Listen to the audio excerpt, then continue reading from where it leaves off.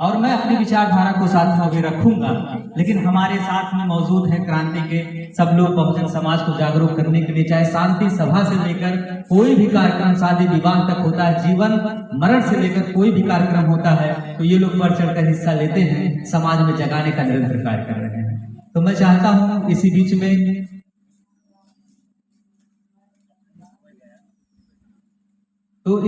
में जो है आरडी गौतम जी जो हैं अपनी विचारधारा को रखें। ये अपना कीमती समय जानिए समाज के लिए कुर्बान कर रहे हैं। मैं चाहता हूं अपनी विचारधारा को रखें।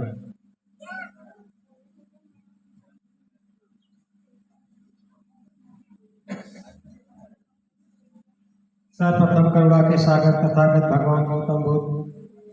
अंधे को आंख, बहरे को कान, गोगे को जुबान, नारी को सम्मान, गांधी को जीवन दान, भारत जैसे विशाल देश को संविधान देने वाले महामानव सत बाबा साहब डॉक्टर BR अम्बेडकर, छत्रपति साहू जी महाराज, ज्योतिबा राव फुले, सावित्रीबाई फुले, पेरियार, नरेश सिंह यादव, संत गाडगे, संत शिरोमणि प्रकाश जी, कबीर जी एवं बहुजन समाज में जन्मे तमाम संतों, गुरुओं, महापुरुषों का हमसे परिचय कराने वाले मानवर कांसी राम साहब, सभी महापुरुषों के साथ में मानवर कांसी राम साहब को भी सच्ची श्रद्धा सुमन अर्पित करता हूँ और आदरणीय बुधा देवी को सच्ची श्रद्धांजलि अर्पित करता हूँ और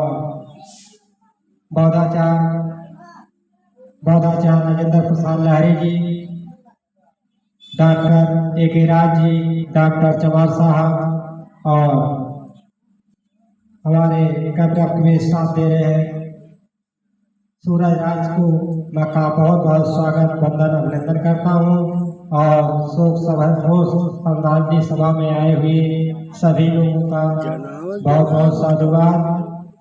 जैसा कि ये शोक सभा का आयोजन किया गया है और रही बात शोक सभा से पहले हमारे यहाँ पर तो शोक सभा शायद पहली बार हो रहा है। इसके पहले सब लोग तेरही करते थे, इसके पहले लोग तेरही करते थे और उसी तेरही पर मैं कुछ संक्षेप में अपनी बात रखूंगा कि तेरही क्यों रहते थे और क्यों नहीं करना चाहिए।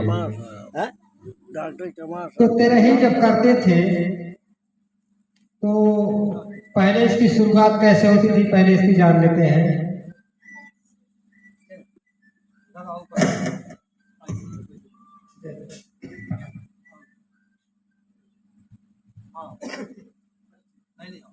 तो तेरही का कार्यक्रम जब होता था तो होता कैसे था, कोई सी जैसे माता जी का डेथ हुआ, ये इंस्पायर जब होती हैं इनको लेकर के घाट पर जाते, अंतिम संस्कार होता है। उसके बाद अंतिम संस्कार होने के बाद फिर तेरही का कार्यक्रम होता था।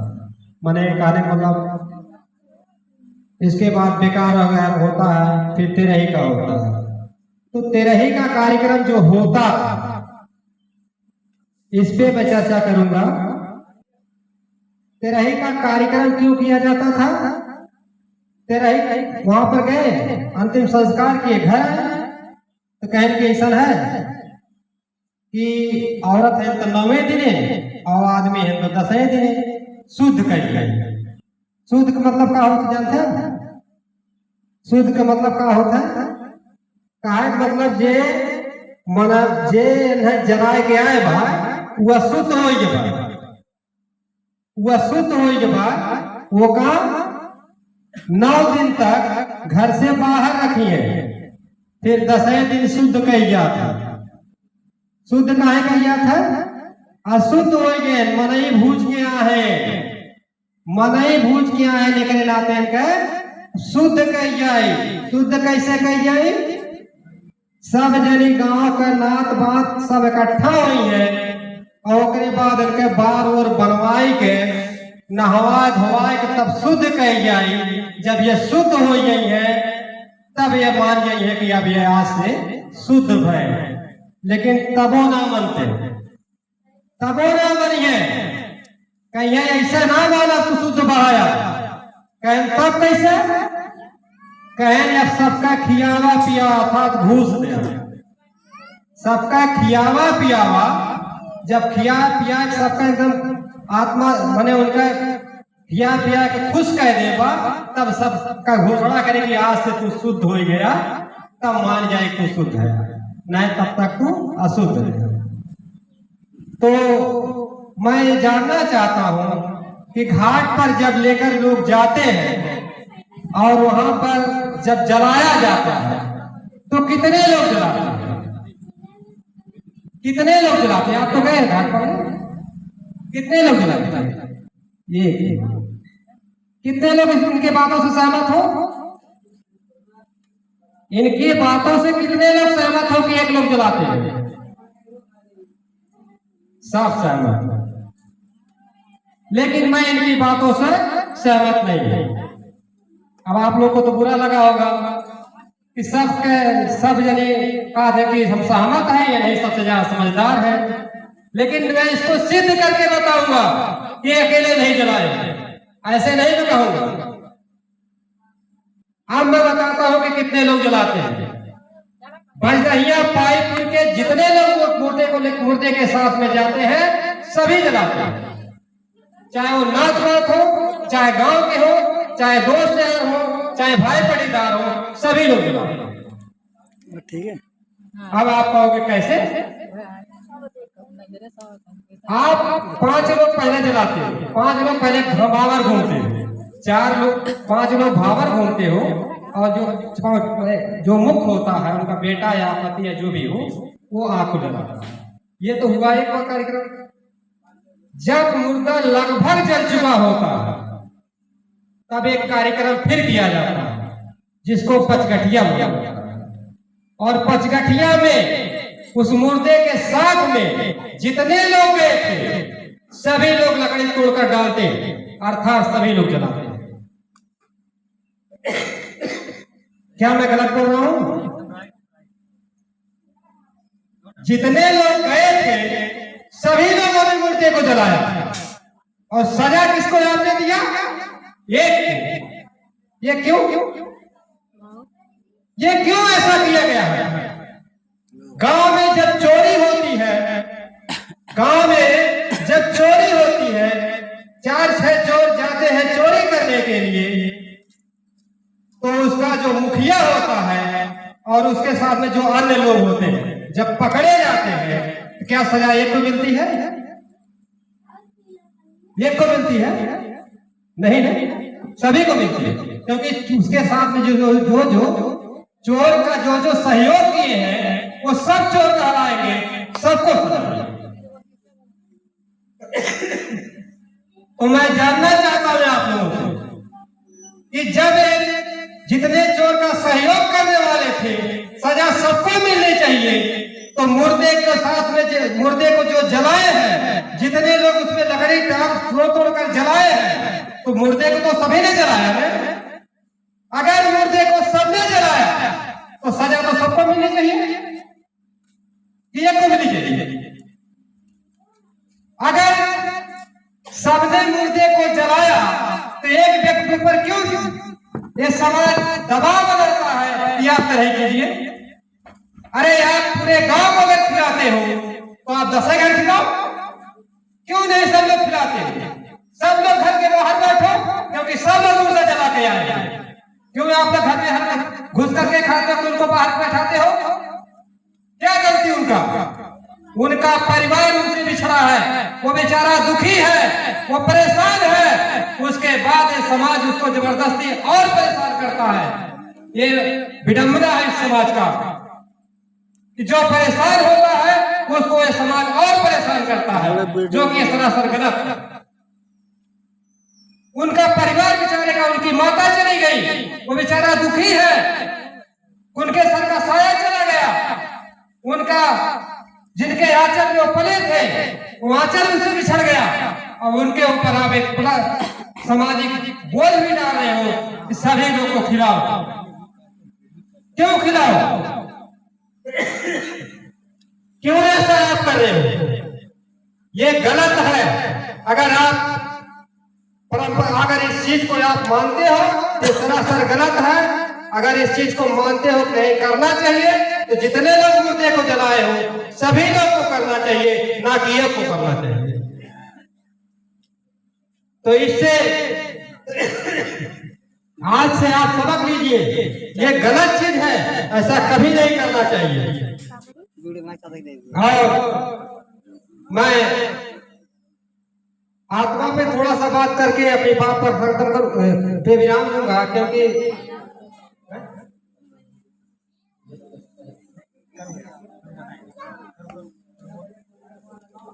आप बोलो यार।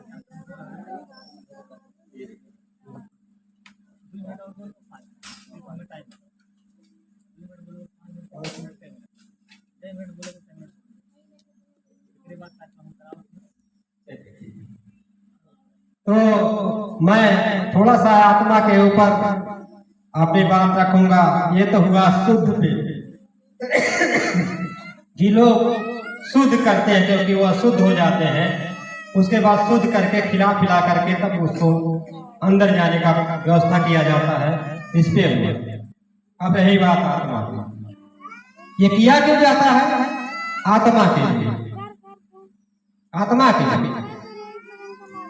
इनमें कहा जाता है कि आत्मा की शांति, कुछ लोग कहते हैं कि आत्मा की शांति के लिए सब किया जाता है। आत्मा भटकेगी, उसको खाना पीना खिलाया जाता, जो क्या नाम होगा अगियारी वारी करते हैं, ये सब भी किया जाता है। तो आत्मा के बारे में विश्वास भी मेरा बहुत ठीक नहीं, बहुत ज्यादा बोल नहीं पाऊंगा, तो आत्मा पे मैं तो थोड़ा सा बात रखूंगा। उन्होंने आत्मा के बारे में कहा गया, अनिश्चावत संखारा उपद्यो धमिनो उपजित्वा निरजंती तेसायु समोसुको। लोग कहते हैं आत्मा के लिए ये सारा कार्यक्रम किया जाता है, और तथागत बुद्ध कहते हैं अनिश्चावत संखारा उपद्यो धमिनो उपजित्वा निरजंती तेसायु समोसुको। अर्थात जिसका जन्म हुआ है उसका मृत्यु निश्चित है, जिसका जन्म हुआ है उसका मृत्यु निश्चित है। जब जिसका जन्म हुआ है उसका मृत्यु निश्चित है, तो किस आत्मा की आप बात करते हो? किस आत्मा की बात करते हो? और आत्मा को कौन जानता है? और एक शरीर में कितने आत्मा होती है? एक शरीर में कितने आत्मा होती है? ये कही आप लोग सहमत हैं इनकी बातों से? भाई बताइए, आप लोग सहमत हैं इनके बातों से? एक शरीर में एक आत्मा होती है? अच्छा, मैंने सभी लोग इनके बातों से सहमत हो, एक शरीर में एक आत्मा होती है, और मैं कहता हूं आत्मा होती ही नहीं। अगर आप एक शरीर में एक आत्मा है, एक शरीर में आपकी बात को मान लिया जाए, एक शरीर में अगर एक आत्मा है, तो भारत आजादी की बात छोड़ो, आप अपने समय में देखिए, आप अपने गांव की हाल देखिए, आपके गांव की जनसंख्या क्या थी, आज के जो बचपना थी आपके, वो आज की क्या कुछ बढ़ावा हुआ? बहुत।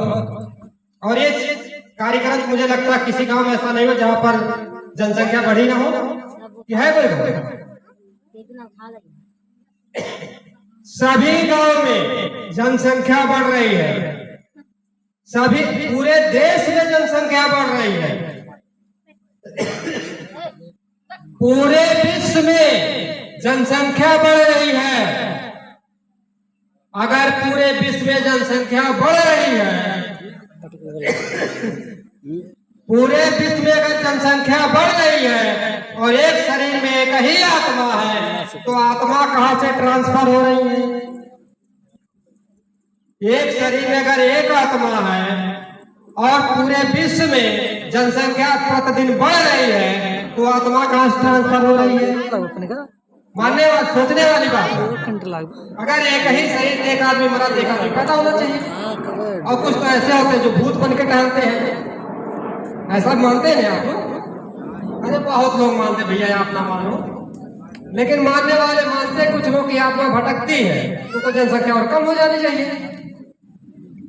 और कुछ लोग को स्वर्ग मिल जाता है जिनको जन्म लेने की जरूरत नहीं मिलती है। तो आत्मा घटनी चाहिए, बढ़नी चाहिए, जनसंख्या घटनी चाहिए, बढ़नी चाहिए, घटनी चाहिए, लेकिन निरंतर बढ़ रहे हैं। तो इसका मतलब यह है कि आत्मा नाम की कोई चीज नहीं है। ये आत्मा परमात्मा का एक भय दिखाया जाता है, इसमें कुछ नहीं है। क्योंकि चर्चा तो बहुत करना था, अभी करेंगे भी, क्योंकि डॉक्टर एकेराज जी है, डॉक्टर चमार साहब है, आदरणीय लहरी जी है। अभी विस्तार से चर्चा करेंगे, क्योंकि मेरा स्वास्थ्य बहुत ठीक नहीं है, मैं बहुत बातें नहीं करूंगा। इसी के साथ अपनी वाणी पर विराम देता हूँ। जय हिंद, जय भारत, नमो बुद्धा, जय संविधान। बहुत बहुत साधुवाद। साथियों, इधर कुछ विलंब था, इसलिए युवा में कुछ चर्चा हो जाए।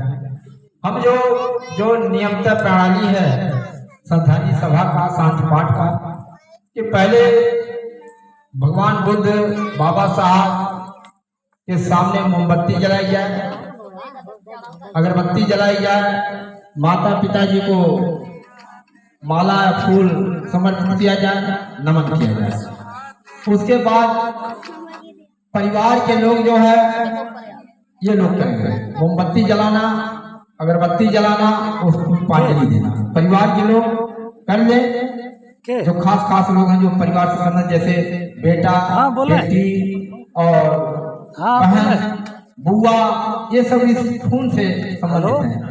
तो वो लोग पहले पुष्पांजलि कर ले, अगरबत्ती मोमबत्ती जलाने का कार्य कर ले। फिर उसके बाद भगवान बुद्ध ने हमको दिया है तीसरा पंचशील, अच्छे मार्ग, वो अच्छे मार्ग हम लोग अपने को संकल्पित करें कि हम ग्रहण करें तीसरा पंचशील, और करने के बाद उसके बारे में जाने भी, खाना से चलो ठीक, और फिर नमन करें बुद्ध धम्म संघ वंदना के साथ इनको। फिर उसके बाद का विचार गोष्ठी का कार्यक्रम होना चाहिए। और आखिरी चरण जो होता है, जो जलदान संस्कार किया जाता है, और मंगल कामना का आखिरी चरण होता है। तो जो इस परिवार के शुभचिंतक लोग हैं, शुरू से आखिरी तक, जब तक मंगल कामना का कार्य न हो जाए परिवार के लिए, जो कि माता जी बिछुड़ गई हैं, दुख है, और दुख में लोग रोना पीटना, जैसे कोई आदमी गुजरता है तब से रोना पीटना, हमारी माता बहनें बेटियां आती हैं छाती पीट करके रोने का कार्य करती हैं। तो आखिरी में जो दुख है उसको खत्म करने के लिए मंगल कामना परिवार के लिए की जाती है, वो सभी लोग आप लोग करेंगे। ये 4 चरण में कार्यक्रम होता है। हम जो अपने पहले चरण पाते हैं, परिवार के लोग जो आदरणीय पूजनीय माता जी बुधा देवी जी के बड़े पुत्र हैं, संदेश लालचंद जी और अनीता देवी जी, दोनों लोग आए।